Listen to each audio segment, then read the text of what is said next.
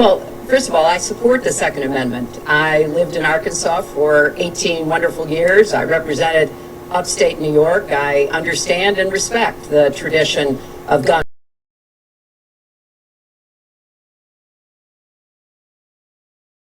The Australian government, as part of trying to clamp down on the availability of automatic weapons, offered a good price for buying hundreds of thousands of guns. They believed, and I think the evidence supports them, that by offering to buy back those guns, they were able to, curtail the supply and to set a different standard for gun purchases in the future. So I think that's worth considering.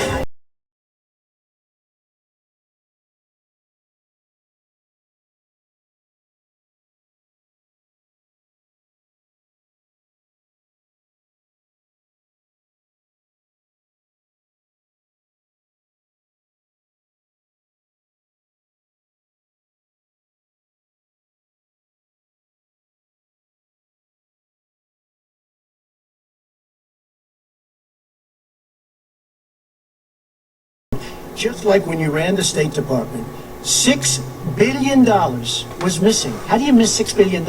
You ran the State Department, $6 billion was either stolen, they don't know, it's gone, $6 billion. If you become president, this country is going to be in some mess, believe me. Well, first of all, what he just said about the State Department is not only untrue, it's been debunked numerous times.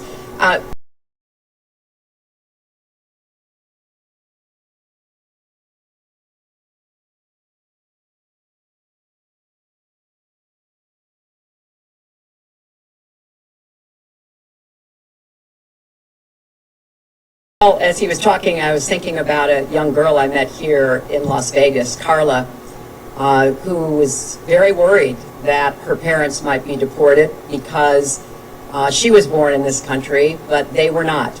They work hard, they do everything they can to give her a good life. And you're right, I don't want to rip families apart. I don't want to be sending parents away from children. I don't want... Okay, I'm going to put some pictures with some links up while I talk. So I just wanted to address this story. So we're talking about a little girl here whose parents are criminals. And I love how that's just ignored, and they're talked about almost as if they're heroes. So if the little girl's parents don't have any money and they go rob a bank to make their lives better, does that make them heroes as well? And should we just ignore the fact that they committed a crime? Because at the end of the day, these people are criminals, and she talks about ripping parents away from their children. I don't think anyone said anything about her not being allowed to go back to Mexico with them. And they had an opportunity to try and come in here legally. They chose not to do that. So if anything, why aren't we condemning the parents and feeling sorry for her because her parents are criminals, not feeling sorry for her that she's going to have to go back to Mexico with her parents?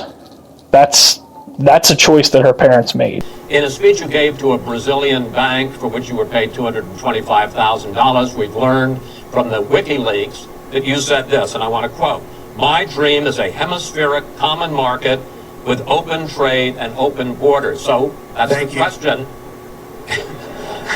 That's the question. Please quiet everybody.